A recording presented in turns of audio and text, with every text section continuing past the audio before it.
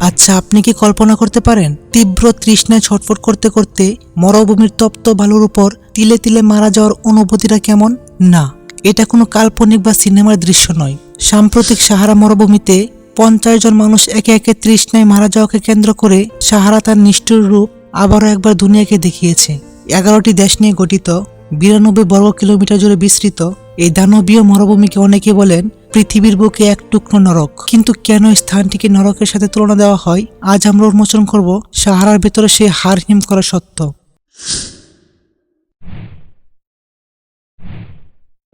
4 জুলাই 2026 মালি থেকে 50 জন যাত্রী নিয়ে নাইজারের উদ্দেশ্যে রওনা দেয় একটি ট্রাক। তারা সবাই একটি ধর্মীয় উৎসব শেষে নিজেদের পরিবারে ফিরছিলেন। ফেরার পথে আসামাকা শহর থেকে প্রায় 80 কিলোমিটার দূরে মরুভূমির এক প্রত্যন্ত অঞ্চলে ট্রাকটি হঠাৎ নষ্ট হয়ে যায়। বিস্তৃত এই মরুভূমির মধ্যেই তারা বেশ কয়েকদিন সেখানে আটকা থাকে। একসময় তীব্র গরম আর পানির অভাবে মরুভূমির বুকে 50 জন মানুষ তৃষ্ণায় ছটফট করতে করতে মারা যান। গল্প এখানে শেষ নয়। এই নরককুণ্ড থেকে মাত্র 2 জন মানুষ অলৌকিকভাবে বেঁচে ফিরেন। তারা তীব্র গরমের মধ্যে মরুভূমির বালির উপর দিয়ে টানা 50 কিলোমিটারও বেশি পথ পায়ে হেঁটে একটি পানির উৎস খুঁজে পান এবং পরবর্তীতে নিকটবর্তী আসামাকা শহরের প্রশাসনকে দুর্ঘটনা খবরটি জানালে খবর পেয়ে উদ্ধারকারী দল ঘটনাস্থলে পৌঁছায়। তখন তারা দেখতে পায় ট্রাকটির নিচে এবং আশেপাশের বালির উপরে মানুষের নিথর দেহগুলো ছড়িয়ে ছিটিয়ে পড়ে আছে। চরম প্রতিকূল পরিবেশের কারণে মারা যাওয়া 50 জন মানুষকেই মরুভূমির বুকে গণকবর দেওয়া হয়।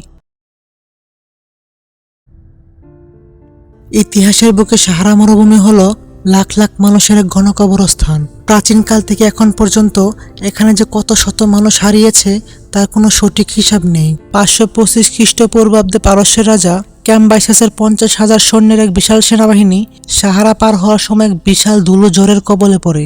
আজ থেকে 2500 বছর আগের সেই 50,000 সৈন্যের পুরো দলটির একজন মানুষও আর কোনোদিন ফিরে আসেনি। তারা সবাই সাহারা বালুর নিচে জীবন্ত সমাধি লাভ করেছিল। এমনকি আধুনিক যুগেও প্রতি বছর শত শত অভিবাসী আফ্রিকা থেকে ইউরোপ যাওয়ার আশায় এই মরুভূমি পাড়ি দিতে গিয়ে পানির অভাবে ছটফট করতে করতে মারা যান। সাহারার বালু খুঁড়লে আজও শত শত বছরের পুরনো মানুষের কঙ্কাল বেরিয়ে আসে, যা প্রমাণ করে এই মরুভূমি আসলে কতটা নিষ্ঠুর।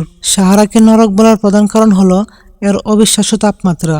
এখানকার তাপমাত্রা মাঝে মধ্যে 56 ডিগ্রি সেলসিয়াস পর্যন্ত পৌঁছে যায়, যা মানুষের শরীর থেকে মাত্র কয়েক ঘন্টাতে সমস্ত পানি চুষে নেয়। কিন্তু নরকের আসল রূপ চেনা যায় রাতের বেলা, যেখানে দিনে শরীর পুড়ে খাওয়া হয়ে যায়, ঠিক সূর্যাস্তের পর সেখানকার তাপমাত্রা হুট করে নেমে যায় -4 ডিগ্রি সেলসিয়াসে। অর্থাৎ এই জায়গায় আপনি দিনের বেলায় পুড়বেন আর রাতের বেলায় বরফে জমে যাবেন।